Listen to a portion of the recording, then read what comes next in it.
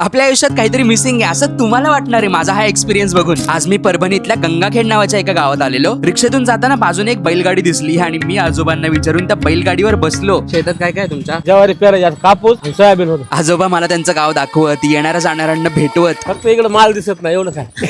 हसत खेळत मला त्यांच्यासोबत शेतात आणतात. झाडांना पाणी घालून आम्ही आजोबांच्या एका मित्राबरोबर शेत फिरायला जातो. शेतात लिंबू, शेंगा, पपई आणि भाई काकांची स्वतःची केळीची बाग सुद्धा होती. चिकूचे झाड आहेत तुमच्या पाठीमागे. हा यार, चिक्कूची झाडं सुद्धा होती. वाटेत मला 24 कॅरेट आवळे खायला मिळतात. आजोबा तर एक फांदी तोडून देतात, म्हणतात वाटेत खायला होईल, बॅगेत ठेव. ये लाईफ. याआधी मी बैलगाडीवर बसलो होतो, पण आज मी आयुष्यात पहिल्यांदा बैलगाडी सुद्धा चालवायला शिकलो. लोकांचं स्वप्न असतं 4 व्हीलर मध्ये बसायचं, मोठ्या माझं स्वप्न आहे बैलगाडीत बसायचं. वाटेत मला गावरान पेरू मिळतात, लाल पेरू. दादा ऊस असला डेंजर सोलत होता ना, असं सोलायला ट्राय तर केलं मी, पण आपल्याला पुढे आपली 32 घेऊन प्रवास करायचा म्हणून थांबलो. 1 मिनिट. इथं टर्फ पण आहे. शेतात मी पहिल्यांदा टर्फ बघितलाय. विषय एक टाइम होता जेव्हा दिवस रात्र मी क्रिकेटर बनायचे स्वप्न बघायचो, आणि एक आजचा दिवस आहे जेव्हा मी 2 वर्षानंतर हातात बॅट पकडली. वेगळीच फिलिंग होती यार माझ्यासाठी. खेळल्यानंतर मस्त झाडाखाली मी आणि आजोबा जेवण करतो. समाधान वाटतं. जेवण फुल केलं.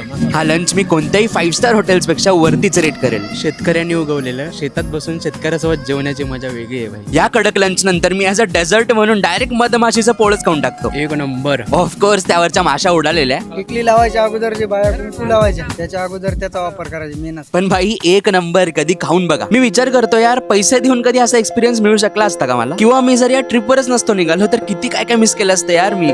तुमच्यासाठी आयुष्य म्हणजे काय? जे करिता ठेविता तेच आहे. त्याच्या हातात सगळं आहे. आपल्या हातात पैसे बिगर जीवाचं कोणी ठेवलं का जाणारच आहे सगळं. नाशिवंत देह जाणार सगळं. ऐसे खातो काळ सावधान. असं खेळ असते ते कोणताही झालं तरी.